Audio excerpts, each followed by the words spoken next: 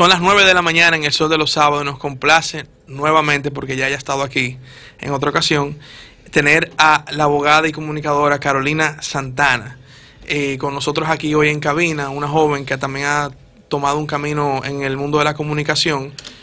En los programas de Roberto Cavada, estuviste con Uchi Lora y en tus redes sociales has impactado bastante con temas del día a día de nuestra sociedad. Así que gracias por acompañarnos. No, gracias a ustedes, Orlando y Julio.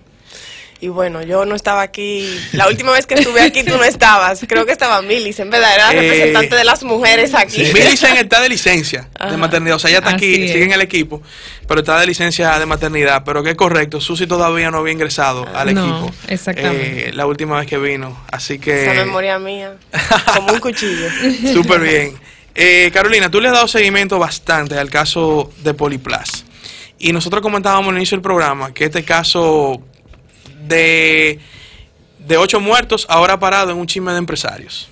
¿Cómo tú visualizas el desarrollo de este caso, el rol de las empresas involucradas, de las autoridades, tu visión al día de hoy? Porque como se ha desencadenado una cadena de informaciones, desinformaciones, ¿cómo tú visualizas al día de hoy el desarrollo de este caso?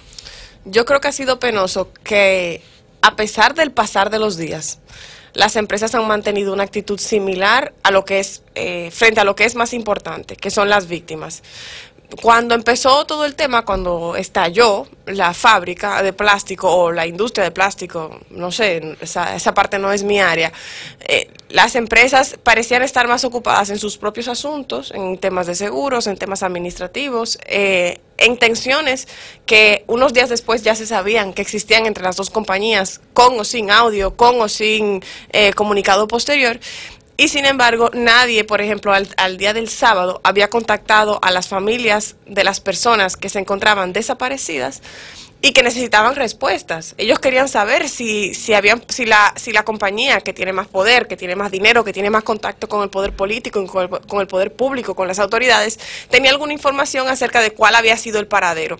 No es sino hasta el sábado en la tarde que hacemos un live con las familias, Edith Febles y yo, con las familias, y las familias dicen que no se han podido comunicar con absolutamente nadie de las compañías, que entonces ellos se ponen en contacto con las familias. Esa actitud no ha variado del todo, a pesar de que ese sábado se pusieron en contacto con ellos, les dijeron que iban a investigar algunos temas, como por ejemplo por qué la puerta no abría, etcétera, etcétera. ¿Por qué digo que no ha variado del todo? Porque hacen un comunicado acerca de un fondo de solidaridad. Una creería que lo más lógico es que un fondo de solidaridad... Parece que fue hecho para los medios de comunicación. Eso, parece que es un comunicado por parte de Poliplas o Propagás, o ambos, porque era mancomunado, perdón, claro, era un fondo mancomunado, y entonces hacen ese comunicado, pero uno le pregunta a las familias de las víctimas y ellos ni idea del fondo mancomunado. Entonces... Si ellos creyeron que esa fábrica explotó y que independientemente de la responsabilidad compartida que tienen las dos compañías, eso lo único que representa es una pérdida pecuniaria, un lucro cesante, como decimos los abogados, dejarse de ganar un dinero porque no están produciendo, y una amenaza para su reputación en términos de relaciones públicas, yo creo que están profundamente equivocados. Esta fábrica explotó, dejó a mucha gente sin vivienda, mató a los familiares de personas que necesitan respuestas, dejó a personas con heridas graves, tanto así que una persona que se quedó agonizando días hasta que finalmente murió, y la otra se encuentra todavía en un estado muy delicado. Entonces, esa es mi impresión. Mi impresión es dos empresas que se pusieron ellas mismas como prioridad cuando eran quizás de los afectados, porque también son afectadas, las menos afectadas. El cuerpo de bomberos, discúlpame. Ese precisamente, bueno, pero adelante, era mi tema, continúo. El cuerpo de bomberos de Santo Domingo arrojó un informe en el cual hubo algunos hallazgos que nosotros comentábamos a principio del programa. Dice que no se pudo comprobar que funcionaran las alarmas de emergencia en la empresa de Poliplas y que no se pudo comprobar que contaran con dispositivos de detención de escapes. Esto, desde el punto de vista jurídico, ¿qué implicación pudiera tener para la empresa? Y sumado a esto, si ves que ha tenido algún tipo de rigurosidad técnica este informe de los bomberos, porque al parecer no fue hecho de la mejor manera, se presentó de una manera abrupta y no cumplió como con los estándares que se espera en una investigación como esta. De los bomberos se emanó dos informes o dos declaraciones o una declaración y un informe. La declaración inicial, cuando las llamas del fuego aún corrían por el espacio que afectó el siniestro, que fueron no solo apresuradas, sino desafortunadas en el sentido de que no había evidencias, no había suficientes elementos todavía para determinar algunos de los elementos que pronunció el jefe de los bomberos. Y luego el que sí fue por escrito, firmado y sellado, que lo vimos circular. Carolina Santana duda de ese informe. Duda de ese informe en el sentido de que es un informe que proviene de la misma persona que emitió apresuradamente esa declaración, en primer lugar, y en segundo lugar, que esa declaración inicial que benefició a una parte y se hizo evidente, luego coincide como esa forma de actuar cuando en el informe escrito y firmado menciona a Poliplas, menciona a Jimmy Gutiérrez, que es el chofer de la compañía Natgas, Propagás, como lo quieran decir, porque al final es el mismo grupo Propagás, etcétera, pero no menciona en ningún lugar de todo el informe a la compañía. No menciona a la compañía suplidora de servicio, pero suplidora del gas. Ellos alegan, bueno, está establecido en el propio informe que dice que el informe fue preparado a partir del trabajo realizado por bomberos del Distrito Nacional con el apoyo del Cuerpo de Bomberos y de Manejo de Emergencia de la ciudad de Puerto Rico. Y dicen que esos bomberos que vinieron de Puerto Rico están certificados y cumplen con todos los estándares internacionales. Entonces, esto no, pero eso no avalaría la credibilidad del informe. No, para mí no. ¿Por qué para mí no? No tiene sentido para mí que lo reitero, lo dijo en su momento a través de las redes, no tiene sentido que un informe con nombre y apellido a la compañía Poliplas, al conductor, a los ayudantes bomberos boricuas de Puerto Rico, y no sea capaz de donde provino la fuga de gas mencionar también. Otra cosa que hay que aclarar aquí, porque parecería que el país, la prensa, los bomberos, aquí hay como una pugna de poder entre Poliplas y Propagás. A mí los problemas entre Poliplas y Propagás me tienen sin cuidado. A mí no me importa si uno tiene más millones que otro, más ego que otro, si uno quiere la responsabilidad y el otro no la quiere. Lo que estoy diciendo es que el jefe de los bomberos debió haber puesto en ese informe para que fuera creíble y pudiéramos suponer que él no respondía a una de las dos partes en esa pugna de poder de dinero, tenía que hacer figurar no solo a Poliplas, sino también a Propagás. Entonces, eso por un lado. También lo apresurada que fue la declaración y lo que decía la declaración, que parecía no estar apegado del todo a lo que podía comprobarse, porque él es un técnico. O sea, él no es una opinión. Él debió haber dado un informe técnico. Como vocero, parecía vocero de una empresa. Entonces eso preocupa. Y lo que preocupó en un inicio tenía que preocupar después. Eso lo puede firmar el Papa, los boricuas, los estadounidenses, los rusos, la ONU y Ban Ki-moon. Y si lo que dice no tiene sentido o parece estar parcializado, igual no ¿Y qué competencia tienen los bomberos de Puerto Rico en República Dominicana? O sea, no tenemos capacidad técnica para dar resolución a este tipo de situaciones. No hay un mecanismo en nuestro país para que tengan que venir de fuera a investigar. Hace mucho que sabemos que los bomberos no tienen capacidad técnica para dar solución a siniestros de esta magnitud. 1. 2. En cuanto a qué hacían los boricuas aquí o los puertorriqueños. Yo digo boricuas y después me corrijo porque no sé si estoy usando un término que no debo utilizar. No, boricuas. Boricuas está bien, ¿verdad? Claro. Porque dice el alcalde, David Collado, que tenemos un acuerdo de hermandad con la ciudad de ellos y que por lo tanto ellos vinieron en un esfuerzo de solidaridad y que esa ayuda era bien recibida. Yo lo veo bien. Yo no veo ningún problema con eso. Lo que yo creo es que ellos vengan y nos ayuden y sellen el informe no lo hace más ni menos legítimo. Claro. Tú sabes que nosotros también comentábamos esta mañana que definitivamente la empresa también, los protocolos de seguridad y todo lo que exige el Ministerio de Trabajo en cualquier empresa que esté constituida legalmente y que tenga un local o una oficina, si aquí se hiciera una auditoría, sobre todo en el área industrial, de empresas, si realmente tienen un protocolo de seguridad, si han hecho simulacros, si se cumple, porque también se vio, y se vio en el video de la joven que no podía salir, que aparentemente el protocolo de seguridad de ellos o falló o existía más o menos. Entonces, o menos que más. ¿Tú crees que aquí en este país, por ejemplo, esto revela que hay una carencia enorme en empresas de esa naturaleza de todos los protocolos de seguridad habido y por haber? A mí me parece que por mucho tiempo nos hemos concentrado, y hago un mea culpa en eso, en la corrupción administrativa, en la mala ejecución de las iniciativas gubernamentales, y no nos hemos dado cuenta que quienes más están manga por hombro en este país son el empresariado, en parte porque financian las campañas y nadie los va a regular, y en parte porque producto de eso mismo se han creído dueños del país. Entonces, eso ha generado que ellos se crean que pueden proponer, por ejemplo, modificaciones al Código de Trabajo, que les son beneficiosas y sin embargo todavía no respetan las normas básicas de seguridad. Por ejemplo, ¿por qué estaba María Garavito, Rosamelia Peña y Emmanuel Esteban encerrados en ese lugar? ¿Por qué no podían salir del almacén? Hay personas que me han comentado que lo que pasa es que los almacenes tienen procedimientos de control para la entrada y salida, para que no se pierda el material o para que haya un registro y un inventario. O sea, cuidan más el producto de lo que cuidan a la misma gente que trabaja ahí, que los produce, ¿no?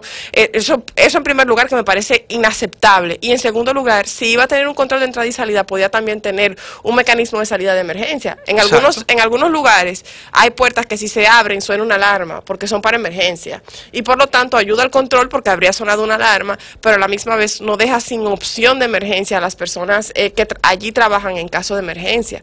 Pero justamente se supone que cuando tú tienes un comité de seguridad y tú estableces protocolos de seguridad en una empresa de esa naturaleza, aún en un área como la que tú mencionas, que ellos tienen acceso para evitar que los materiales, etcétera, en una situación como esa, debió haber tenido una ruta de escape, por ejemplo, tomando en cuenta que esto pudiera ocurrir en algún momento. O sea, yo te lo dije, que existe todo un ordenamiento legal que obliga a las empresas a que tengan que tener un plan de salud y seguridad en el trabajo. El decreto 522-06, que establece que todas las empresas tienen que tener un plan de salud y seguridad en el trabajo y presentarlo al Ministerio de Trabajo, y el Ministerio de Trabajo tiene una dirección que tiene que auditarlo periódicamente. Se supone que debió prever. Entonces, al parecer, yo digo, si hacen una auditoría en muchísimas empresas como esa, van a quedar en una situación similar, Pero precisamente Carolina mencionaba una palabra hace un momento que es clave y que nosotros la dijimos esta mañana cuando conversamos sobre este tema más temprano, y fue regulación.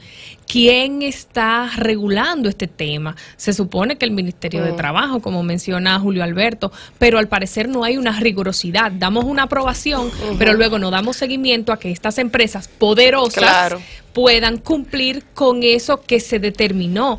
¿Pudieran en este sentido también los familiares de las víctimas tomar acción legal contra el Estado Dominicano también por no regular a esta empresa? Totalmente. O sea, poniéndose del lado de las víctimas, ¿cuál sería el camino a seguir, la hoja de ruta? Del lado de las personas. Judicialmente. Sí, bueno, claro. Hay vías contra las empresas, ambas. Hay vías contra el Estado por no haber garantizado condiciones laborales seguras, o por no haber hecho las debidas inspecciones. De hecho, si las familias van a las dependencias estatales y solicitan los registros de inspecciones debidamente confirmados, cualquier irregularidad ahí es atribuible a las autoridades públicas. Eso en cuanto a eso. Pero a mí, que lo que más me preocupa en este caso, además de las víctimas, que es lo central, es el tema del erario público y cómo se utilice para favorecer a grupos empresariales importantes. Creo que el orden del foco de nuestra atención es y debe ser, pienso, las víctimas, el erario público y el manejo de la prensa. Porque las víctimas por razones obvias, y ya lo hemos hablado. Los otros dos temas, esa es la defensa de este país y de este pueblo, no hay más nada. Porque si estábamos contando con el empresariado, y se supone que ese es el rol del poder político, defender su gente, ¿no? Y sin embargo, a mí me ha indignado y sorprendido que las autoridades hayan salido a costear las reparaciones de los daños que ocurrieron producto de la negligencia de 2 empresarios o 2 grupos empresariales tremendamente pudientes en la República Dominicana. ¿Por qué?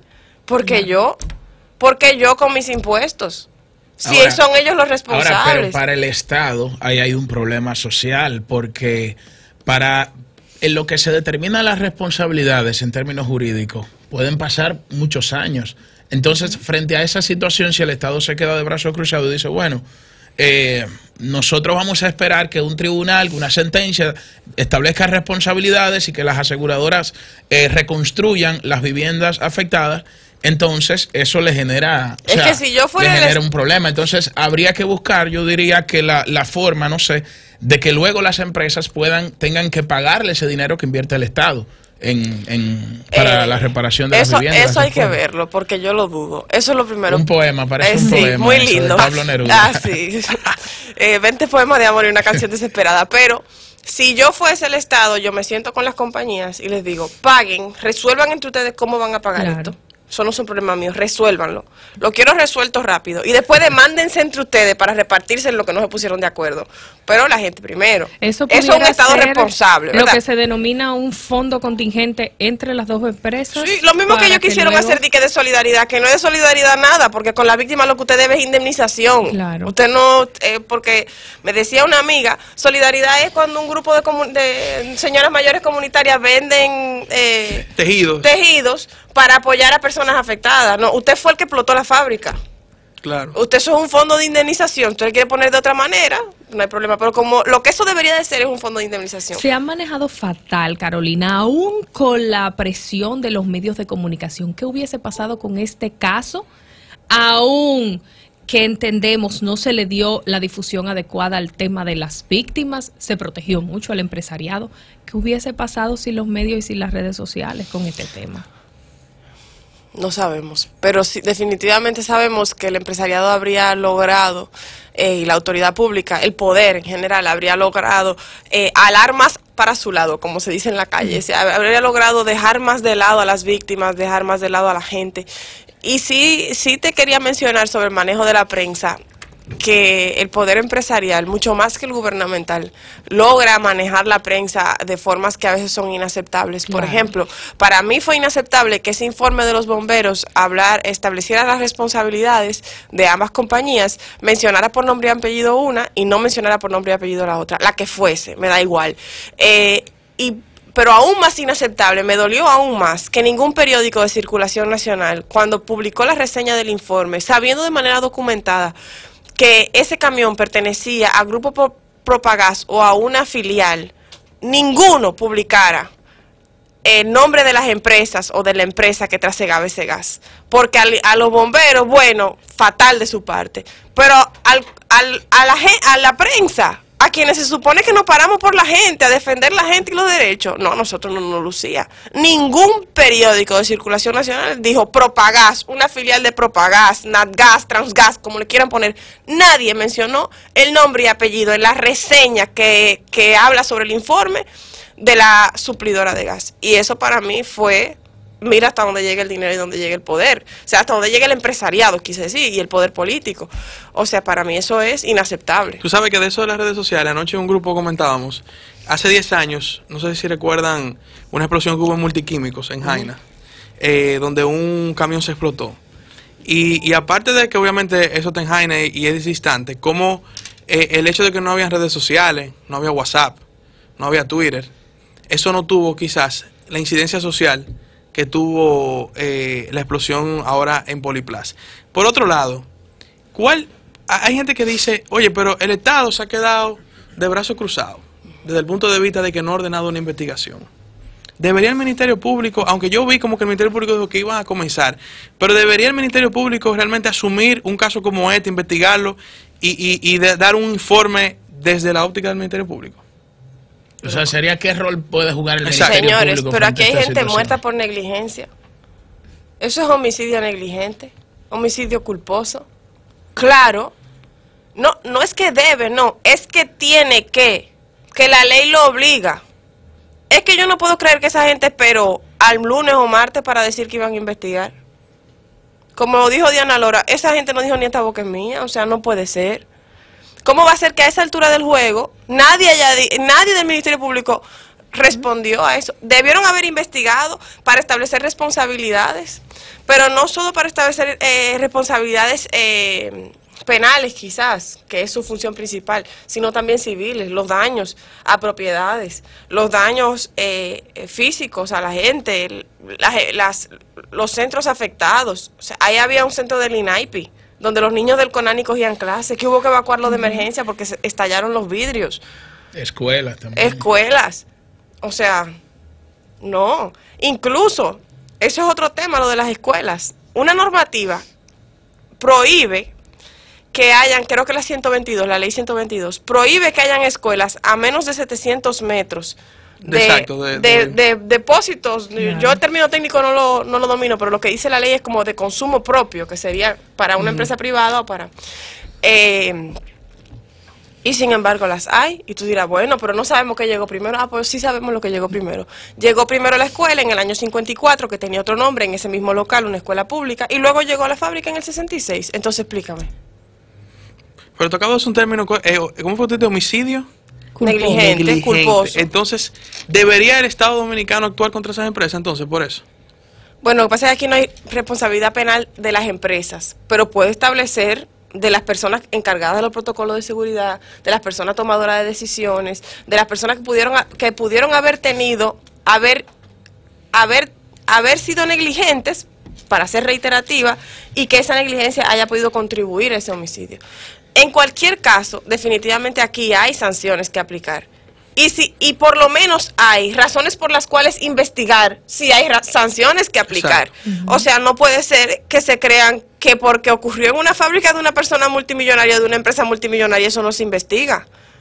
Eso no tiene sentido. Porque si tú, Orlando, en tu casa te pones a bregar con el tanque de gas y dejas una fuga y explota y se muere el vecino, te van a llamar. Claro, totalmente. Te van a llamar seguro. Y el Código Civil lo establece también. Claro, obviamente. Un daño a una propiedad ajena. Te van a llamar. ¿Por qué no? ¿Por qué no van a llamar a Manuel Díez y al señor Santana? ¿Por qué no? Tienen que llamarlo. Tienen que llamarlo. Y los famosos audios filtrados. Allí se dieron dos temas que me llamaron la atención. Primero, mencionaba recientemente el manejo de la prensa, como una de las partes, precisamente el señor de Propagás decía, saca eso del periódico. Yo como periodista me sentí insultada. ¿Por qué? Porque es como realmente pasa en la realidad, pero uno le duele admitirlo, que los grupos de poder empresariales deciden lo que nosotros, los obreros cargapalos de la comunicación, debemos publicar o no publicar en un medio. Y segundo, el tema de su gran preocupación de que iban a perder dinero. Y lo decía con un dolor que no he visto ninguna de las partes expresarse sobre al tema de las víctimas. Sí. Ese comunicado que luego sale, no refiriéndose por su nombre a la empresa Propagás, sino como el comprador, el contrato, que lo tengo aquí, que también mi madre lo publicó en redes sociales y fue retuiteado por muchas personas que también compartieron el contrato, establece específicamente que Propagás es la empresa con la cual tenemos, con la cual Poliplas tenía esta transacción comercial. ¿Qué revela estos videos de todo este caso? A mí el audio, estos audios, ese audio a mí me tiene sin cuidado. ¿Por qué? Porque ese audio no revela más que una pugna de poder y dinero. Ese audio no revela más que una pugna de egos entre dos empresarios. Y a mí pareció planificado también. Y a mí me da igual. A mí me da igual cómo ellos se llevan. A mí me da igual si ellos quieren, o sea, a mí me da igual los problemas entre ellos. Ellos no son mi foco, a mí no me importa Poliplas, Propagás. Que además, yo no estoy de acuerdo con que se ventile una conversación que se grabó sin consentimiento. Yo no creo en eso. O sea, no creo en eso para la prensa, salvo casos específicos, abuso de menores y cosas así.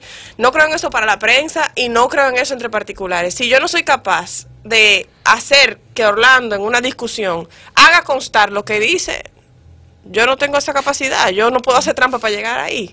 O sea, ni para la prensa, ni para el empresariado, ni tampoco para el Estado, que le encanta estar pinchando celulares, por ejemplo. Eso por un lado. O sea, a mí el audio de Yodo me tiene sin cuidado y para mí no es ni tema de discusión. Ahora, lo que sí es importante es, como te decía al principio, lo de la prensa, no es que ellos lo digan, sácalo de los periódicos, es que ellos se crean capaces. Y que la prensa le haya dado la razón. Porque en esas reseñas de los 7 periódicos de circulación nacional más importantes, ninguno dijo Propagás. ¿Por qué? Porque ese audio sale después de que esas reseñas salen y tiene la razón. ¿Por qué? ¿Por qué fue exitoso un intento como ese? ¿Por qué? Entonces, ¿a quién le dejamos la defensa? No la hace el poder político, no la hace el Ministerio Público, no la hace la prensa. O sea, ¿con quién cuenta la gente? Eso me preocuparía. Y lo que tú dices de las víctimas, ni decir. Evidenciar así un interés superior en el dinero, en los fondos, en no perder esa bonanza. Y no estar, que nunca se note como prioridad las víctimas, es algo que es totalmente inaceptable. Y se notaba desde el principio hasta el final. Ni fondo mancomunado de solidaridad, que como yo decía no debía llamarse de solidaridad ni nada. Es que las víctimas debieron haber sido el centro de atención. Es que los principales empresarios de esas dos empresas, o los principales ejecutivos, debieron haber estado en el lugar de los hechos, respondiendo a preguntas con un papelito y una ficha, apuntando aunque sea en el celular, llamando a gente, usando su contacto y su poder para ayudar a esa gente. Primero, y luego, bueno, ¿cuánto perdimos? Porque también es importante. Una cosa, Propagás y Poliplas son víctimas de esa explosión. Claro que son víctimas de esa explosión. Una tiene el instinto de conmoverse ante su situación. Han perdido propiedad, han perdido dinero, han perdido fuente de trabajo. Y eso duele. Y yo lo comprendo.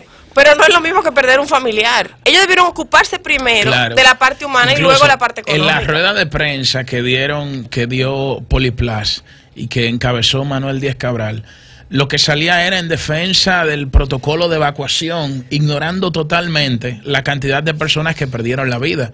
Y eso deja entredicho la famosa responsabilidad social, empresarial o corporativa que deben tener las empresas con la comunidad, pero también ponen entredicho que se tiene que velar por mayor regulación y sacar esas empresas que están en zonas que ya son urbanas, porque aunque la empresa hubiese estado primero, si ya alrededor de esa empresa se desarrolló una comunidad, entonces esa empresa no puede continuar si opera con ese tipo de actividades dentro de un barrio para que no se produzca lo que desafortunadamente se produjo, Orlando. Vamos a aprovechar que tenemos a Carolina y a tomar unas llamadas para que las personas también puedan interactuar contigo en esta ocasión.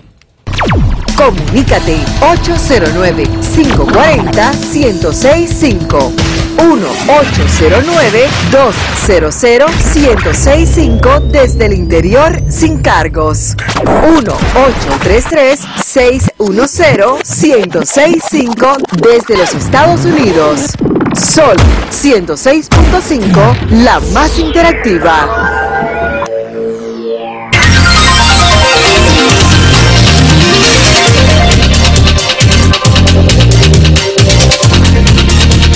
Minutos. Buenos días. Buenos días. Buenos días. Yo quiero irme para la iglesia, Dios mío, no me he podido ir, pues estoy escuchando. Gracias a ustedes, los felicito porque se está hablando las cosas como deben de ser, y no con tanto tapujo y pasando a los ricos, porque los pobres somos infelices. Felicidades, muchachos. Joven, felicidades. Muchas gracias, señores. Un abrazo. Gracias por su llamada. Buenos días. Buenos días. Sí, bueno, le hablo a Luis José Duarte de aquí, de la ciudad de Nueva York. Adelante. Señores, el desprecio que expresa la gente por el PLD, por el gobierno, por Danilo Medina. Señores, nosotros hemos llegado a las últimas, señores. Eso es lo que va a hacer que en el 2020 Rancy Domingo Trujillo se suba a la silla. Mira, aquí en los Estados Unidos, aquí en Nueva York principalmente, mira, anoche mismo había una manifestación ahí en el Bronx. Señores, el salón estaba lleno de gente, a $150 la taquilla, y era lleno de gente, lleno. La gente está harta que está la gente ya del PLD. Gracias por su llamada. Ok, gracias. Buenos días. Gracias, buenos días. ¿De dónde nos llama? De la capital. Excelente el comentario de esta joven que no tengo el honor de conocer. Carolina Santana. Carolina Santana, maravilloso. Yo pudiese hacerle una exhortación por lo acabado de su comentario, por lo bien acabado que está su comentario. Caramba, préstenle asistencia a esa gente gratuita, que la vida se lo paga. Porque de verdad, en ese audio, yo conozco las dos partes. En ese audio se manifiesta la lucha de dos poderes económicos. Hay que tomar en cuenta que hay una crisis entonces, porque el expresidente de CONEP, que se supone que sea un aliado de CONEP, o como se llame, Asociación Nacional de Hombres de Empresa o lo que sea, manifestar tan burda el interés pecuniario es penoso. Es penoso. Gracias por decir a nosotros. Sí, le sugiero que, caramba, que extiendan su mano solidaria en este caso, prestando asistencia, aunque sea de forma emotiva, como sea, no encuentro la palabra para exponerlo. Les felicito. Gracias. De alto honor. Gracias por su llamada. Buenos días. Buenas. Sí, buenos días. ¿Dónde nos llama? Le habla Fray Antonio Batista, mejor conocido como el Gordo de los Minas. Adelante. Adelante. Mire, ante todo, quiero felicitar a Carolina por ese eminente comentario que hizo sin desperdicio. Además que los demás jóvenes que han hecho los comentarios, lo que significa que tenemos una gran esperanza de este potencial de comunicadores jóvenes que hay hoy en la sociedad dominicana.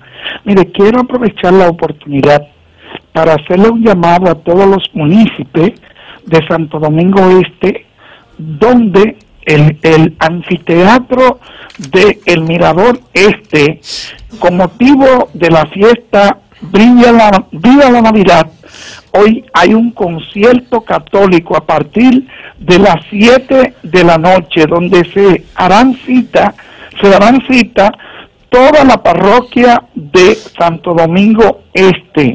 Gracias. Entonces, eso queremos exhortarlo, oficiado por el Ayuntamiento de Santo Domingo. Gracias por su llamada. Buenos días. Escúchame.